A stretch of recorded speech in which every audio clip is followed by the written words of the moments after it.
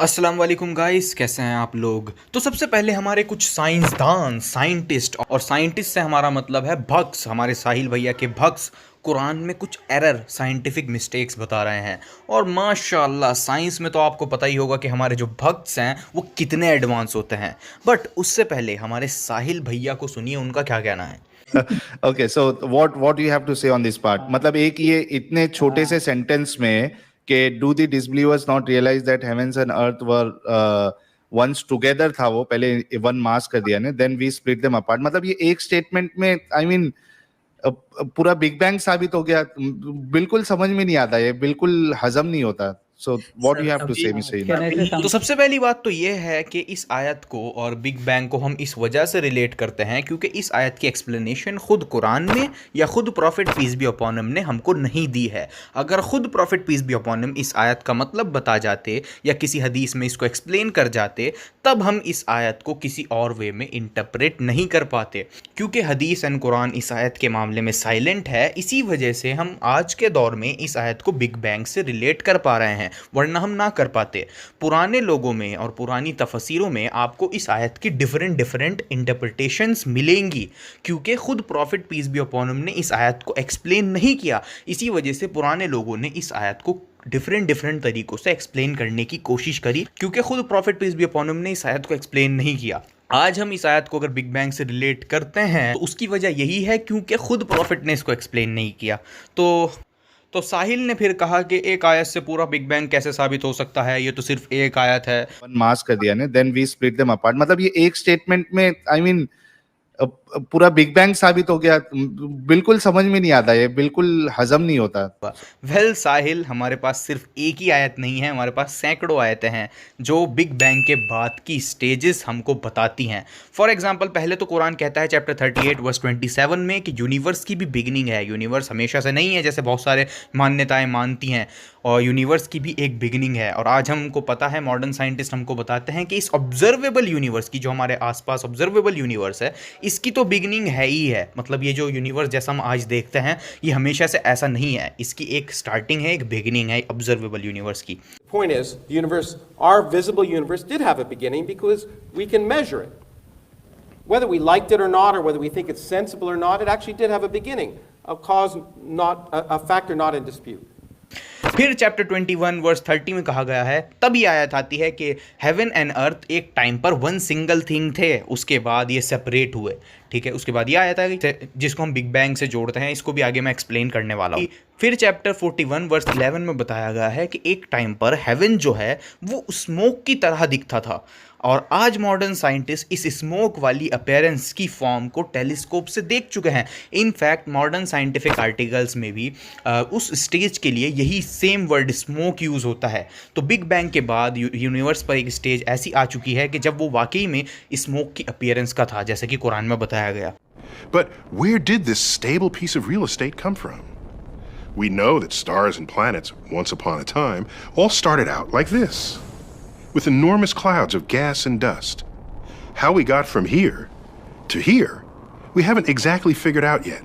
But फिर कुरान आगे कहता है चैप्टर 51 वर्स 47 में कि यूनिवर्स एक्सपैंड कर रहा है। Space is big, and it's getting bigger. But here's the thing.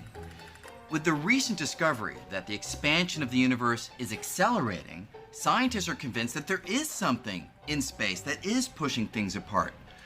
फिर कुरान में आगे चैप्टर 21 वर्स 104 में कुरान के हेवन के बारे में बताया गया है। कुरान का जो हेवन है उसके बारे में बताया गया है, और कुरान कहता है कि क़यामत के टाइम अल्लाह हेवन को फोल्ड कर देंगे। यानी कुरान का जो हेवन है वो फोल्ड किया जा सकता है। एंड टुडे वी नो कि ये जो हमारा स्पेस टाइम का फैब्रिक है ये फोल्डेबल, बेंडेबल, ट्विस्टेबल फैब्रिक है। यानी कुरान में अल्लाह ताला हेवन को फोल्ड करने की बात करते हैं। एंड आज हमको ये पता है कि जो हमारा स्पेस टाइम का फैब्रिक है ये भी फोल्ड हो सकता है। तो In fact, space is so real, it can bend.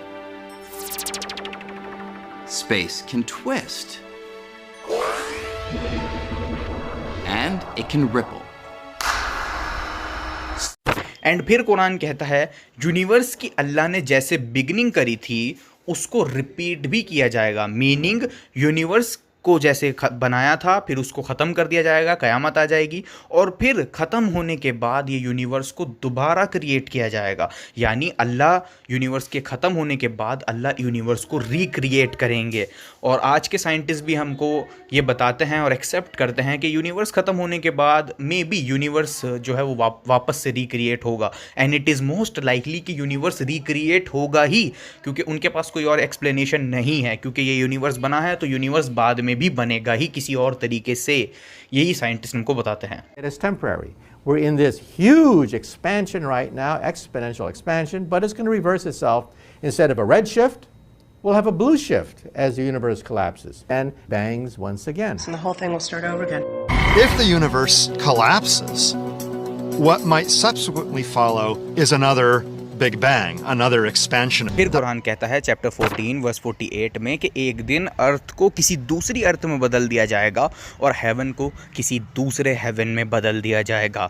यानी ये कहें कि जब सब कुछ ख़त्म कर दिया जाएगा और सब कुछ ख़त्म हो जाएगा क़यामत के दिन, फिर अल्लाह ताला जब यूनिवर्स को दोबारा से बनाएंगे तो उस दिन सब कुछ चेंज हो जाएगा। अर्थ किसी और अर्थ में बदल जाएगी और ये जो हेवन है ये किसी और हेवन में बदल दिया जाएगा। और आज के साइंटिस्ट भी हमको यही बताते हैं कि इस यूनिवर्स के फिज़िक्स के लॉस की वजह से ये यूनिवर्स ऐसा दिखता है, लेकिन ऐसा ज़रूरी नहीं है कि जब ये यूनिवर्स दोबारा से रिक्रिएट किया जाएगा तो उस टाइम पर, जब ये यूनिवर्स दोबारा से रिक्रिएट होगा तो उस टाइम पर भी यही फिज़िकल लॉज इस यूनिवर्स के रहें।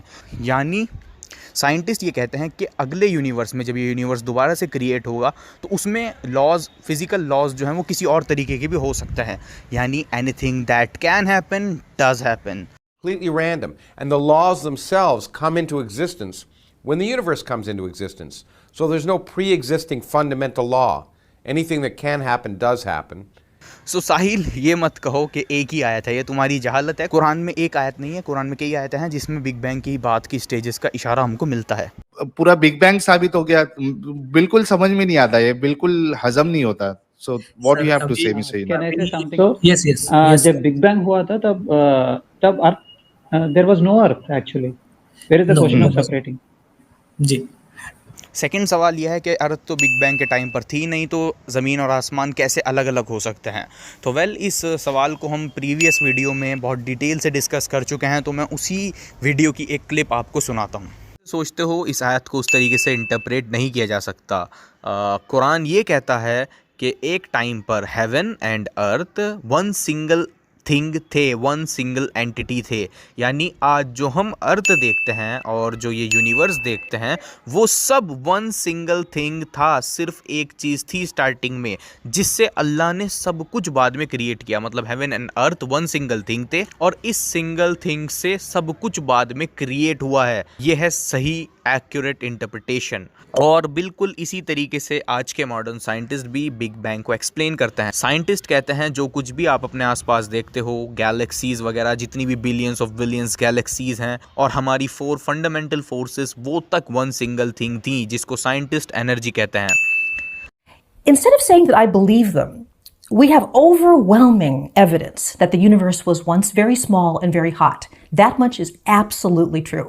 Got here. Most scientists think it has a lot to do with the Big Bang, when basically everything started out compressed and very, very hot. Then, at some point around 100 decillionths of a second after the Big Bang, something triggered cosmic inflation.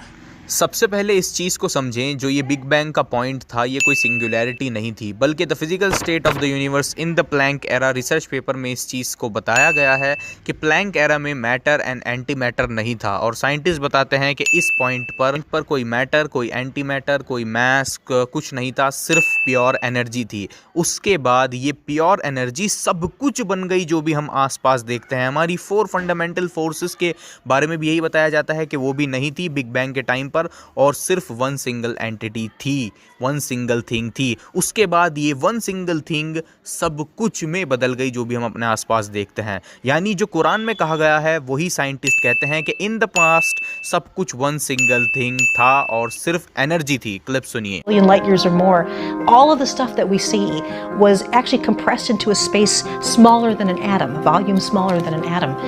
We don't have the physics that describes how that would work. That is so much mass, so much energy in so little volume. I mean, at this point there wasn't even mass, just basically pure energy.